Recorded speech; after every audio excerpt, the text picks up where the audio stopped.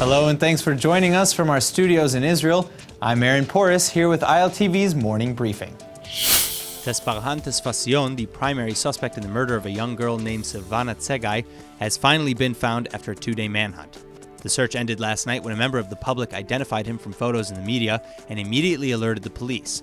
Cops then arrived at the Carmel market in Tel Aviv, where he was quickly caught and arrested.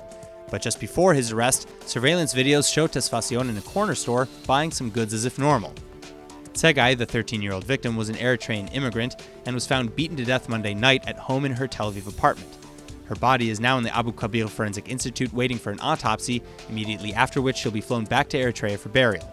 Initial results, though, already show signs of sexual assault and strangulation, which eventually led to her death. And according to reports from the welfare authorities, Sei was the victim of domestic violence as well. In fact, the 13-year-old called police just this past Saturday to complain about Tesfacion, who is her mother's ex-boyfriend, being in her house. Activists have pointed to this fact, though, to highlight the lack of initiative in solving or preventing these types of crime, especially as Segai's murder comes on the same day the world marked the International Day for Elimination of Violence Against Women. Including Sei, domestic violence against women in Israel alone has claimed 24 lives since the beginning of the year. Beginning Wednesday, November 28th, the United Nations is now observing the 40th Annual International Day of Solidarity with the Palestinian people. But unlike what the title may suggest, the occasion actually marks the adoption of Resolution 181 in 1947, calling for a partition of the land into two states. However, practically every speaker and presenter so far has only used the occasion to demonize and bash Israel. Speakers like General Assembly President Espinosa, for example, who didn't mention Israel or the two-state solution a single time throughout her speech, focusing only on the plight of the Palestinians under occupation. Or like Dato Muhammad Sharul Ikram Yaakov, the vice chair of the Special Committee to investigate Israeli practices affecting the human rights of the Palestinian people and other Arabs of the occupied territories. As his very specific title would suggest, Yaakov's speech included multiple harsh condemnations of Israel's alleged use of excessive force, settlement expansion, and collective punishments as cause for the Palestinian suffering. But again, not once did he condemn Hamas or other terrorist groups for war crimes like hiding behind human shields, holding bodies of soldiers and live civilians captive, and firing thousands of rockets and incendiary devices indiscriminately at civilian targets. Hamas leader Ismail Haniyeh also sent in a letter asking for the international community to end the occupation as well, but perhaps most alarming out of all the speakers was when CNN political commentator and Temple University professor Mark Lamont Hill said there should be a, quote, free Palestine from the river to the sea, end quote, seemingly calling for violence against Israel right there at the UN. From the river to the sea references the Jordan River and the Mediterranean, aka all of Israel proper and the PA, and it is a common phrase used to call for the destruction of Israel.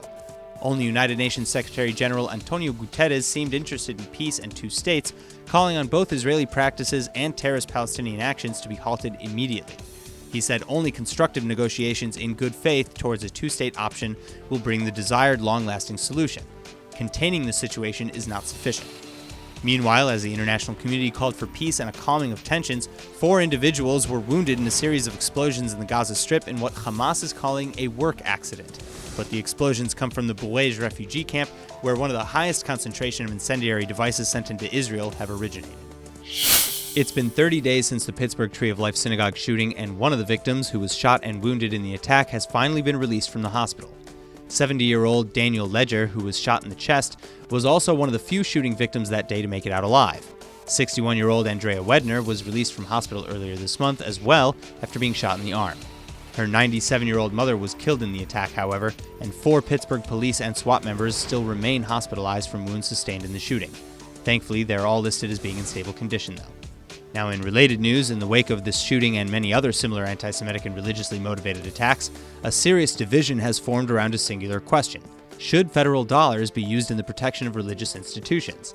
Many conservative organizations say yes, and have long been lobbying for government security grants like the American Nonprofit Organizations Against Terrorism Act, which legalizes federal grants to be used for protection in religious spaces, and more. But other groups, especially along the lines of protecting the separations of church and state, say no, like the Anti-Defamation League, that in fact said they would never, quote, support directing taxpayer dollars in the form of government grants to religious institutions, for any purpose, including for security purposes, end quote.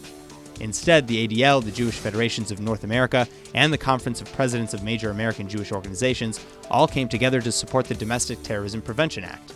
a law that requires law enforcement agencies to regularly assess threats and train police units to identify and prevent scenarios like what happened in Pittsburgh, just never in the form of direct payments to religious institutions.